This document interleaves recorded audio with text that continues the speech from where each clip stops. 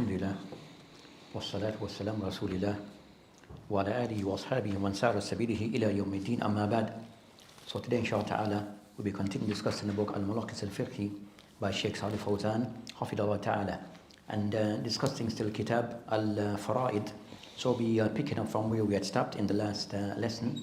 So we'll read through, as we mentioned, that some of these things are just to have a general understanding regarding what may be involved in matters regarding mirath, inheritance, as for certain fine details that to be discussed at another time.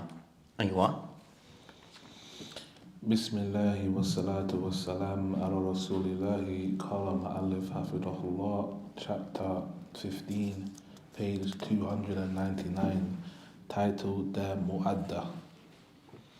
What has been previously discussed, namely the inheritance of the paternal grandfather besides the siblings, is related to the case of the existence of only one type of siblings, either full siblings or paternal half-siblings. As for the case when there are a paternal grandfather, full siblings and paternal half-siblings, then the full siblings count their paternal half-siblings in their favor against the paternal grandfather to decrease his share. Then, after the paternal grandfather takes his share, the full siblings take the share of the paternal half-siblings. If there is only one full sister existing, she gets her prescribed share in full, and the remainder goes to the paternal half-siblings. Thus, the full sibling counts the paternal half-sibling against the paternal grandfather, as they both types of siblings share the same father, and that the side of the mother of the full siblings is blocked by the existence of the paternal grandfather. So the full sibling counts the paternal half-sibling against the paternal grandfather to decrease the latter's share in case he gets it through the muqassama, so that he gets at most 1/3 of the estate, or 1/3 of the remainder of the estate, or 1/6 of the estate. Another reason behind the mu'adda is that the full siblings and the paternal half-siblings are equally related to the paternal grandfather, as they all share his son's children. Thus, the paternal half-siblings are considered in the division of the estate, which is not in favor of the paternal grandfather. After the paternal grandfather's share decreases due to the existence of the paternal half-siblings, the full siblings block the paternal half-siblings and take their share as if there is no paternal grandfather. When is the mu'adda considered? This method is affected when the full siblings share less than double the paternal grandfather's share, and that the remainder after distributing the prescribed shares is more than 1/4 of the estate. But if the siblings' share is equal to double the paternal grandfather's share or more, then there will no need to apply the mu'adda. The forms of the mu'adda. There are 68 cases in which the method of the mu'adda is applied. The reason for restricting the forms of the mu'adda to such a number is that the full sibling's share must be less than double the paternal grandfather's share. There are only 5 forms in this regard, and they are as follows.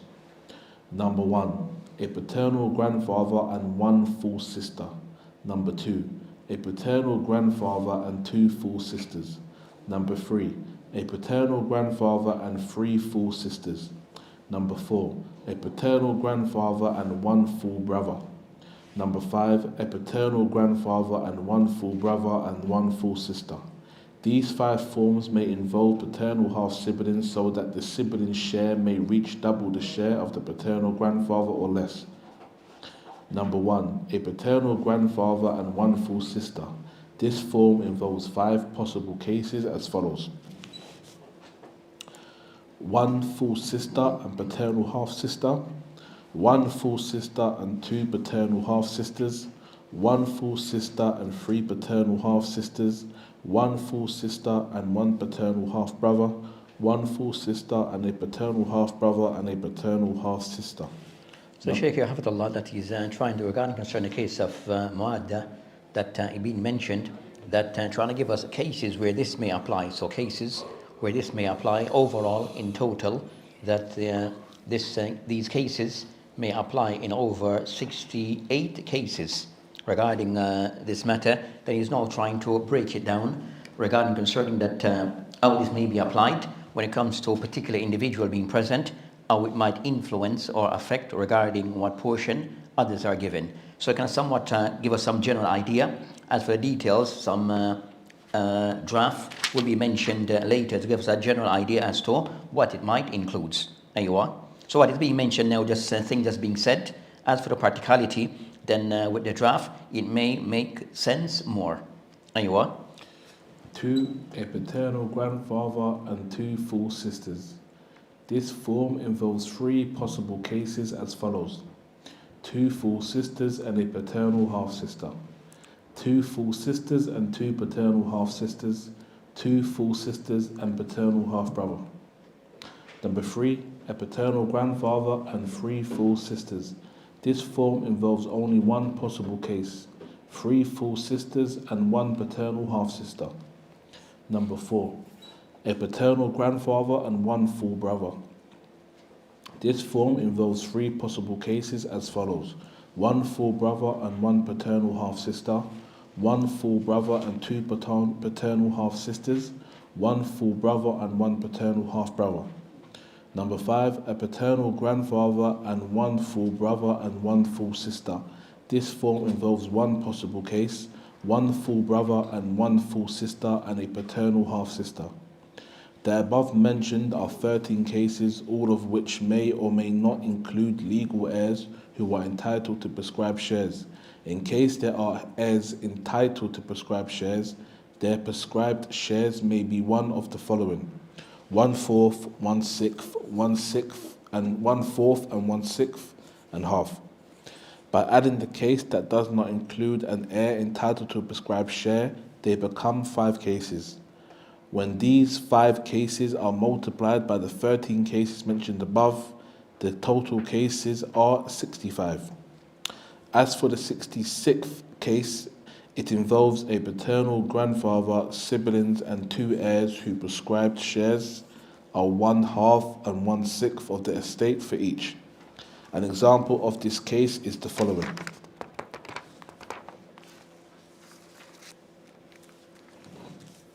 a paternal grandfather, 1 daughter, 1 son's daughter, 1 full sister, and 1 paternal half-sister.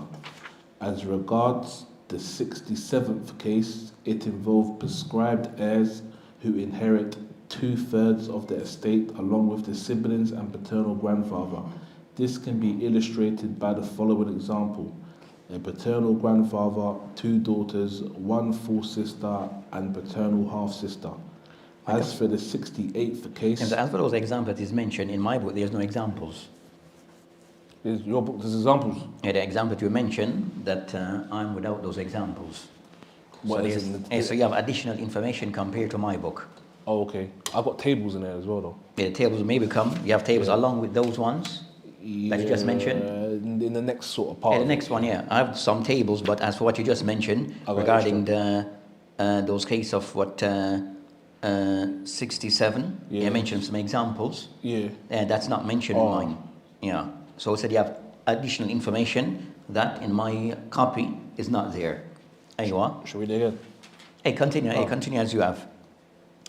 As for the 68th case, namely the last one, it includes 2 prescribed heirs entitled to 1/2 and 1/8 of the estate, along with the siblings and the paternal grandfather, such as the following case: a paternal grandfather, 1 daughter, a wife, a full sister, and 1 paternal half-sister. It's like another little partner. Hey, okay. Yeah, okay. كالبنت والزوجة وجد والشقيق والأخت للأب. أيوة.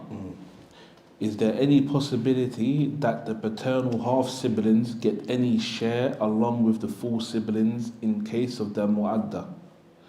If the full siblings include a male brother or two or more full sisters, then there is no possibility that the paternal half-siblings can get any share of the estate.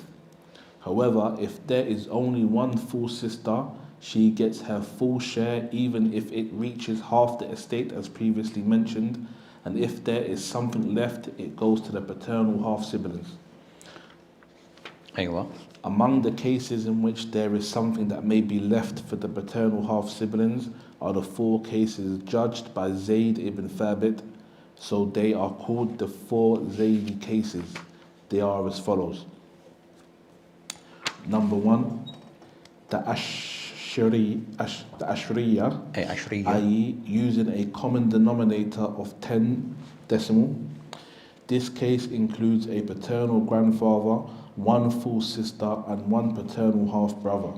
Though these persons are entitled to take 5 shares of the estate, it is called Ashriya, for a common denominator of 10 is considered in order to reach a natural number. The reason of considering a common denominator of 10, the full sister is entitled to take half the estate. However, there is no integer number resulting when dividing the number 5 shares. In order to settle this issue, it is to be multiplied by 5 the number of shares that ends up as 10 shares. Thus, the paternal grandfather gets 2/5, 4 shares, the full sister gets half, 5 shares, and the paternal half-brother gets the remaining 1 share. See the following table. Hey, so for this one, they have like tables, kind of somewhat to have an idea as to what is being discussed. So they mentioned regarding concern that these are cases based upon Zayd ibn Thabit. As for his ruling regarding in these cases, what are the portion that these individuals receive? So in the case of a jad, shaqiqa, wal akh, lil ab, then this is the system that they follow. So they'll mention the table. Aywa. Yeah, so you've got paternal grandfather, full sister, and paternal half-brother. It's 5 shares, but you've timed the 5 by 2, which will give you, if it was 5, it will give you 2 out of 5 shares for the paternal grandfather, 2.5 out of 5 shares for the full sister, and the remaining half share for the paternal brother, which translates when they times it by 2 to give you 10 shares, will give you the paternal grandfather would have 4, the full sister will have 5, and the paternal half-brother will have the remaining 1, totaling 10. Aye. And that's how it's worked out somewhat. That's how. I'm not sure how it is in your diagram, but aye. Exactly like that. That's better anyway. It works out. Okay. So the paternal grandfather only receives something where the father is not. Yeah, the father not. So you mean that if you have in this case, this now you have the jad, the grandfather, shaqiqa, wal akh, lil ab. So if a scenario like that, how to be proportioned. So these are so what they mentioned, all those ones who receive those to receive something. So in this case, you have 3 group. Then it is now worked out as to what portion each receive. So these are the ones that are the ones who are the inheritors. Anyone that is not mentioned, they're not involved. Clear? Aywa. Number 2, the Ishri Niya, i.e. the case depending on using a common denominator of 20. This is when there are a paternal grandfather, 1 full sister, and 2 paternal half-sisters. So in that case, now you have 3 members that are involved in this case. So the second example, when you have 3 inheritors that are mentioned, Aywa, you mentioned those 3. So how to be divided, Aywa? No, this one's got 4 people in there. And there's that 3, but even though you have 2. So that they count as like, so you have... Oh, yeah, okay. Yeah. 4 in total, in reality is 4. But 2 are like combined together. Yeah. So the principle of division is 5, the number of shares, bearing in mind that a male share equals that of 2 females, similar to the above case. That is, the paternal grandfather gets 2 shares through the maqassima, and the full sister gets half the estate. However, there is no integer resulting from dividing 5 shares by 2 to give the full sister her prescribed half. Therefore, for easier calculations, it is to be multiplied by 5, the number of shares, which results in 10 shares. So the paternal grandfather gets 4 shares, 2 times 2, which is 4. And the full sister gets half the estate, namely 5 shares. After that, there is 1 share left that goes to the 2 paternal half-sisters, and it is to be equally divided between them.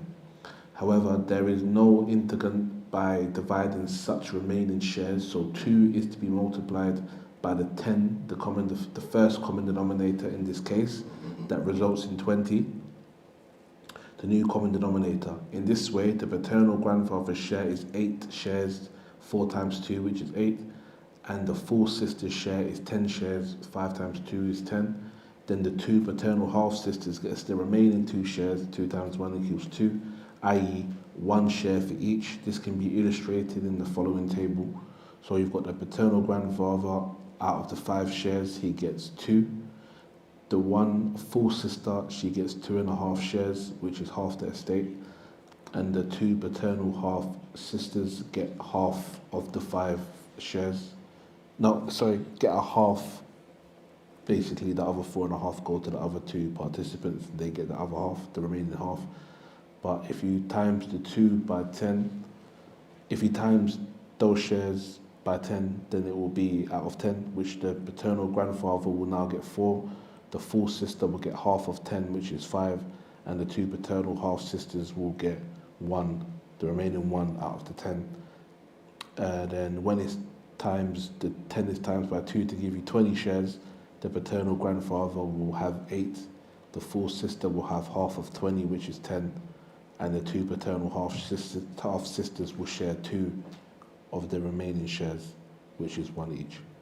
Yes, the common denominator will be 20. So in the first case, at the end, the common denominator will be number 10. In the second case, it would be 20. So with all the calculation, that the common denominator would be, as thing to be proportioned out, would be 20. Aywa. Moreover, this explain that in your diagram is clear, or what's being said? Okay. Yeah, this one's good. Moreover, this issue can be settled by following another method. There are 5 shares. The paternal grandfather receives 2 through the muqassama. The full sister gets half the estate, namely 2.5 shares. Thus, there is only a half share remaining for the 2 paternal half-sisters. So each of the 2 sisters gets a 4th share. In order to avoid fractions, 4 is multiplied by 5, the number of shares. That results in 20 shares, i.e. using 20 as a common denominator.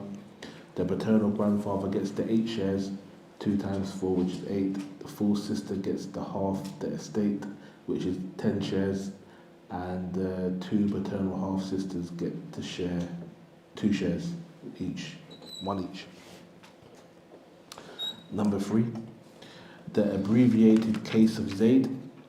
This case includes a mother, a paternal grandfather, 1 full sister, 1 paternal half-brother, and 1 paternal half-sister. It is so called because the common denominator in this case is 108 according to the muqassama, and it can be abbreviated through dividing it by 2, that results in 54. For more illustration, the main number of shares is 6. For the mother gets 1/6 of the estate, and the remaining 5/6 are divided among the paternal grandfather and the siblings through the muqassama. Furthermore, there must be 6 shares according to their number. A male share equals the share of 2 females. However, the remaining 5/6 cannot be divided by 6. So 6, the common denominator, is to be multiplied by 6, their number of shares, so the result is 36 shares. The mother gets 1/6, namely equals 6 shares.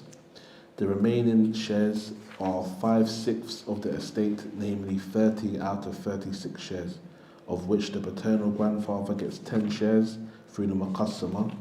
The full sister gets half the estate, that equals 18 shares. The remaining 2 shares are to be divided among the paternal half-brother and the paternal half-sister. However, the 2 shares cannot be divided by 3, for the male gets double of the share of the female. So 3 is to be multiplied by 36, the common denominator, that results in 108 shares as a new denominator. Thus, the mother takes 18 shares, the paternal grandfather gets 30 shares, the full sister takes 54 shares, the paternal half-brother and paternal half-sister gets 6 shares, the brother gets 4 shares, and the sister gets 2 shares, for the male gets double the share of the female. After doing such a calculation, we find that both the shares and the common denominator, 108, can be divided by 2, resulting in 54 as a new common denominator. Thus, the mother gets 9 shares, the full sister gets half the estate, namely 27 shares, the paternal grandfather gets 15 shares, the paternal half-brother gets 2 shares, and the paternal half-sister gets 1 share. See the following table. So, if it was by 6 shares, it would be the mother getting 1. A1 6. A1. The paternal grandfather, full sister, paternal half-brother, and paternal half-sister all sharing 5. So all that remains after the mother, everything that remains is shared between all. Is shared between all. Aye. Then, when they've done the first calculation to get it to 36, it would be the mother taking 6 shares, the paternal grandfather taking 10, the full sister taking 18 shares, and the paternal half-brother and half-sister taking 2 shares. Then, in order to split the paternal half-brother and half-sister so that the male will get double the share of the female, they've times that by 3 to give you 108 shares. So the mother will have 18, the paternal grandfather will have 30, the full sister will have 54, the paternal half-brother will have 4, and the paternal half-sister will have 2. But as mentioned previously, it can be divided by 2. So the mother it will now be 54 shares. The mother will have 9. It's the common, like what's the lowest common denominator? It's 2. Aye. So lowest, and it's just to lessen the number, because the number is a bit big, so to lessen it, the A1. So now the mother gets 9, the paternal grandfather gets 15, the full sister gets 27. Is it 4? 54. Aye. The paternal half-brother gets 2, and the paternal half-sister gets 1, which is their final denominator. Aye. Case number 4, the tis iniyya of Zayd, i.e. the case dependent on using a common denominator of 90. This case includes a mother, a paternal grandfather, 1 full sister, 2 paternal half-brothers, and 1 paternal half-sister. This is called a tis iniyya, as the common denominator in such a case is 90. The reason for using the common denominator of 90, 1/3 of the remainder of the estate after giving 1/6 of the estate to the mother is the best share for the paternal grandfather. That is, the common denominator between the 1/3 of the remainder and the 1/6 entitled to the mother is 18. Moreover, we can consider the common denominator 6 to specify 1/6 of the mother. After the mother gets 1/6, the remaining 5/6 do not have a third as a natural number, i.e. to split it integer. For easier calculations, we multiply 3 by 6, that results in 18 as a common denominator. The mother gets 1/6, that equals 3 shares. The paternal grandfather gets 1/3 of the remainder, i.e. 5 shares. The full sister gets half the estate, i.e. 9 shares. The remaining share cannot be divided among the paternal half-siblings. Therefore, 5, the number of siblings shares as they are 2 males and 1 female, is to be multiplied by 18, the common denominator, that results in 90. The new common denominator. So the mother gets 15 shares, which is 5 times 3. The paternal grandfather gets 25 shares, which is 5 times 5. The full sister gets 45 shares, which is half of 90, which is 9 times 5. And the paternal half siblings share 5 shares. Each of the 2 brothers get 2 shares, and the sister gets the remaining 1 share. This can be illustrated through the 2 following tables. So the first table would show the mother, the paternal grandfather, full sister, 2 paternal half brothers and 1 paternal half sister. If it was done with 18 shares, it would be 3 for the mother, 5 for the paternal grandfather, 9 for the full sister, and 1 share to split between the 2 paternal half brothers and 1 paternal half sister. To get the right split between the paternal siblings, it would be times by 5 to give you 90 shares, which the mother will take 15, the paternal grandfather will take 25, the full sister will take half, which is 45. The 2 paternal half brothers will share 4 shares, 2 each, and the 1 paternal half sister will take 1 share. Okay. After elaborating on the issues and case of inheritance, there is nothing left except what is related to the subject of inheritance calculation. It involves of the topics of calculation, munasakaha, and division of the estate, which are detailed in the books dedicated to tackling the prescribed shares of inheritance. Okay, so I mentioned that this is concerning what is referred to as ilm al-fara'id, which is the person who doing the practical calculation. So the practical calculation. So what is mentioned here to give a general idea as to what is involved and who is to get in generally what portion. But as for calculating the details, then for the person now to put the theory that is mentioned and the numbers, and then come out with the calculation for each person that is involved. So depending on who's present, and amongst the inheritors, depending on what portion they receive, based upon what we mentioned, who's present and who's not present. So that's concerned a general idea as to what is involved regarding fara'id, mawarith, as mentioned here. So inshallah ta'ala, he'll continue now discussing other of those masail that still relates to this particular topic. Bismillahi wassalatu wassalam ala rasulillahi qala ma'alif hafidhahullah, chapter 16, page 307, dividing prescribed shares according to assumption and precautionary procedures. As for all the issues of inheritance discussed above, they relate to certainty of death of the inherited person and certainty of existence of the inheritors. Those issues do not involve any problematic issues such regards the division of the estate. But here we will shed light on some problematic issues in which neither the case of the inherited person nor the case of the inheritor is decided. That is, there may be uncertainty concerning the existence of some heirs, such as the case of the fetus, drowned persons, those who are killed under collapsing buildings, the missing persons, and the like. Moreover, such problematic issues may be related to the gender of the heirs, whether the heirs is male or female, such as the case of the hermaphrodite and the fetus. So some of these cases may occur regarding, for example, especially that in time of war, or a person may be missing. So a person might be under the rubble. Is that person alive or what? But the person is missing. But there, for example, war has taken place now. Some people are buried underneath the rubble. Can we definitely say that they are dead? Can we prove that they are dead or not? So you have those cases that occur. A person was drowned or was went to sea and can't be found. Did he drown or not drowned?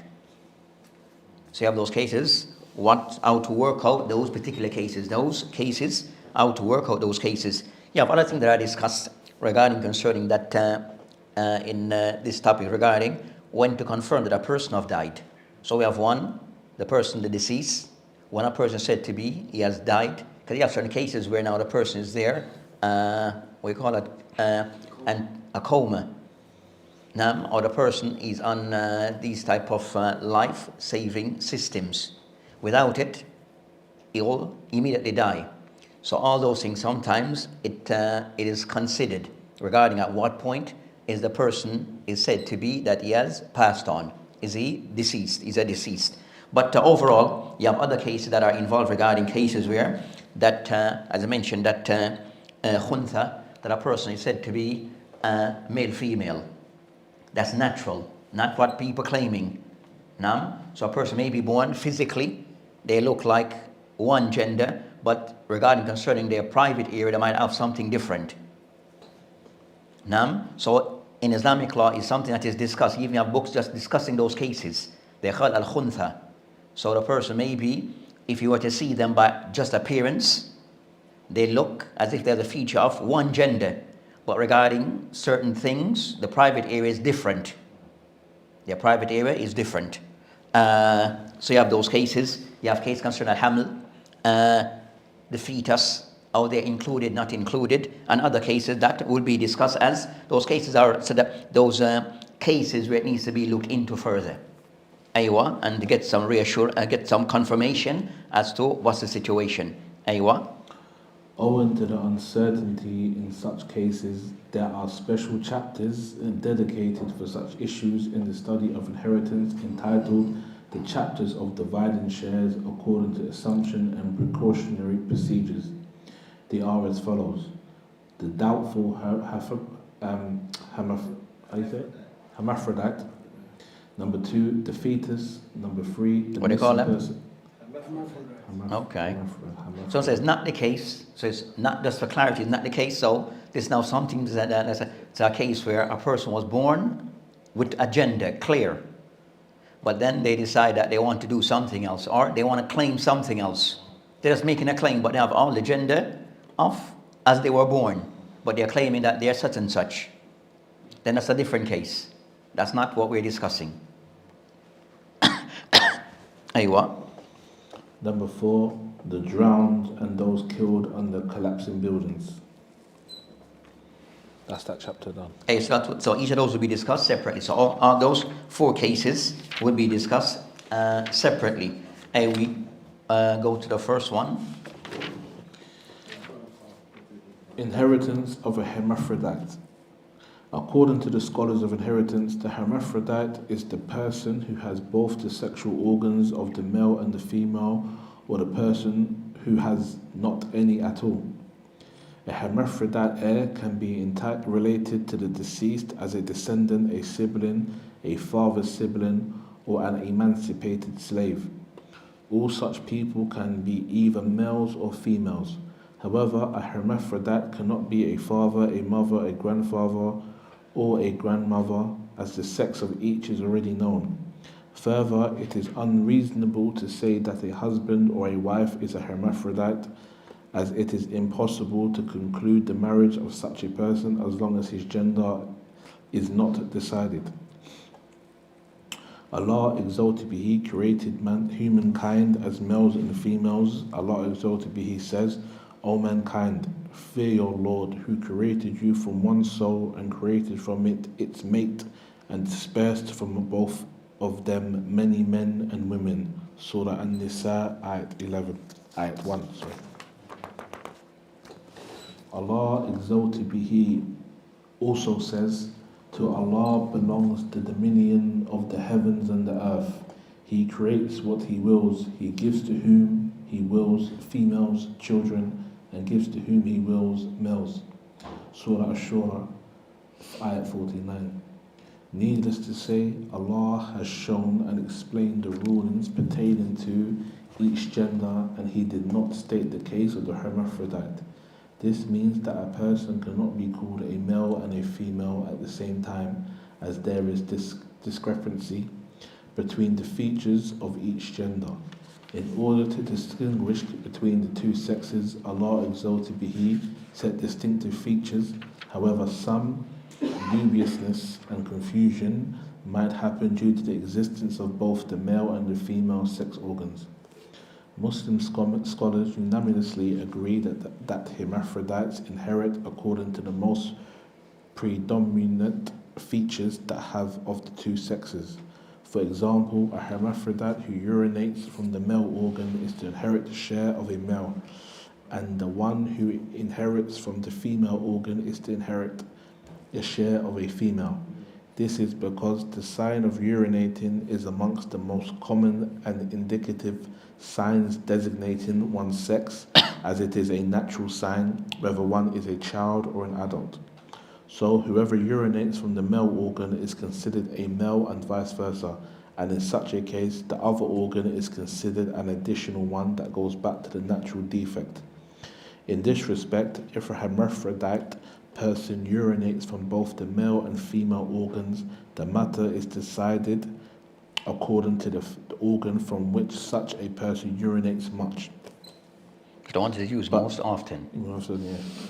But if such a person begins urinating from one of the two organs, then starts to urinate from them both, the matter is decided according to the first organ urinated from. In this regard, if a hermaphrodite child starts urinating from both male and female organs at the same time and with similar quantity, it is not to be decided until such a person reaches puberty, so as to be able to decide what the child's actual sex is. Thus, such a person's case continues to be problematic until the age of puberty, as it is expected to be decided at that time. So in those cases now, like in today, based upon medical advancement, as they say, that in those cases, if a person was of that situation, they are both organs to some extent, but one is more predominant over the other, what do?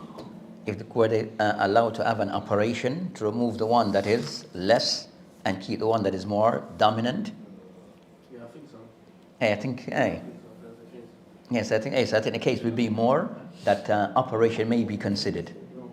Are you asking a general question? It's a general, So medically, More prominent. More prominent. It's- The example given it's not the one they use the most often. relievers are from it. Oh, in that case, not that one. They took that out, though, innit? So we understand the scenario. So the scenario, you have some person might have both organs, but one is used more than the other.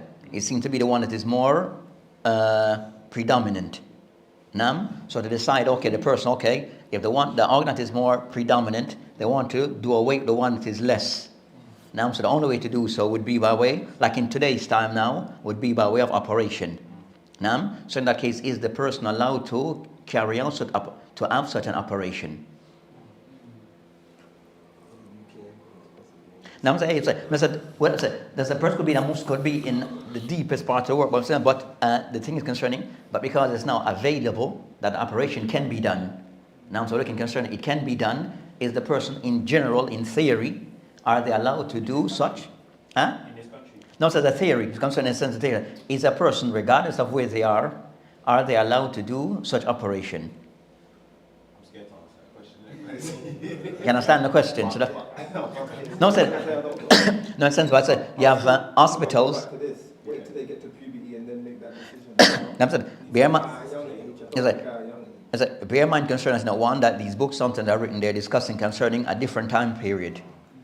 So you might find that concerning al-khuntha being discussed in the books the ulama have passed, they're discussing things from what is available then, during that time. I think it's more of a prominent gender. So say like some of them might have genitals, or some of them might not have genitals. Hey. Do you get what I'm saying? Hey. No, it's genitals. No, I understand concern. So the person goes to use the toilet. So I said that person, for example, they go to use the toilet. You understand? Where do they go? Like in today's Allah Muslim society, then you have, we call it, yeah. You understand? So I think that if we just say we have just male and female, which one would they use? I think what they do is they look at the overall physiology.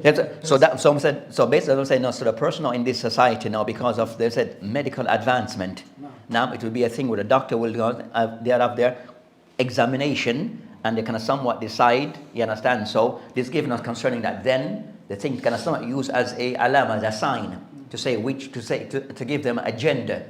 The one that is more the prominent one, organ that they use the most. But in today's society, then they have those double, their checklists. Now they do their internal, external, and all these things. You understand? They know kind of somewhat that the doctor would now come to a decision regarding, we're going to see you as more of as whatever, one of those genders. You understand? But they'll have their ways, you understand, to check it. But at the end of the day, say whatever, if the person was, but over the operation is something that could be done.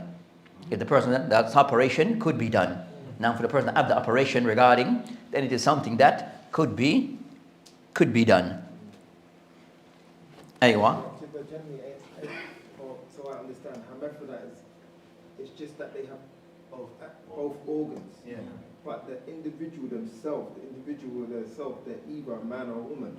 Yeah. They just have extra organs. Yeah, So it will be a woman with extra organs, a man with extra organs. But then, One might be able to give birth and one might not be able to. I'm saying, wait a second, what is mentioned in this? I'm saying that's all we say. But say what's mentioned in this book, it can somewhat give a slight little difference, even though using the word, but the example they're given is that they have both organs.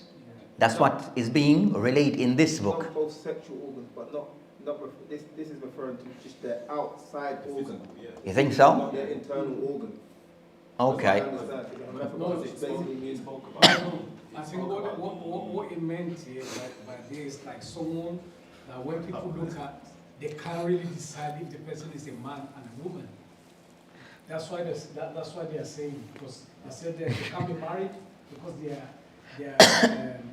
gender can be decided. a husband or a wife. Yeah, they can't be. It's unclear. So you have some on this. There's some unclarity, and but in the case concerned that each case would be looked at differently. You have those cases where if instead just hormones, then whatever gender is more or a person out their appearance, then they go with the one which is the predominant one as to what is the physical, overall physical. And for those cases, a person may have both organs, if that's, you understand, then that would be more of a medical thing regarding doctors to look and treat that case accordingly. So each case will be looked at depending on Aywa. But overall concern, if the operation needs to be done, you understand, then it is something that could be done. So the person can somewhat live normal somewhat. Aywa. As for the signs that appear at the age of puberty, there are two kinds. Some relate to men and others relate to women. With regard to the first kind, namely the signs that relate to men, they involve the growth of the hair of the mustache and beard and ejaculation. So if any of these signs appears, that person is a male. As regards to the second kind... Because they have some female that have beard and mustache. Yeah, it's techie. But yeah, but certain And based upon hormones, Technical term. in certain parts of the world. and there's all those things. But we said in general, it does occur. It does occur. Aywa. But not common. Aywa. As regards the second kind, namely the signs that relate to women, they involve menstruating, pregnancy, and growing of breasts. Thus, if any of the signs appear, that person is a female. However, if the signs of being a male or a female do not appear at the age of puberty, such a person's case is still considered problematic and the situation is not expected to be decided. In such cases, it is for the Muslim scholars to decide the way according to which such a person inherits. There are different opinions of scholars concerning the inheritance of hermaphrodites, and those include with them in cases of inheritance. These opinions are as follows. A group of scholars viewed that the hermaphrodite... Call the Adhan, we'll just continue after Adhan. How much paragraph left? Page? 1, 2, 3, 4. Okay.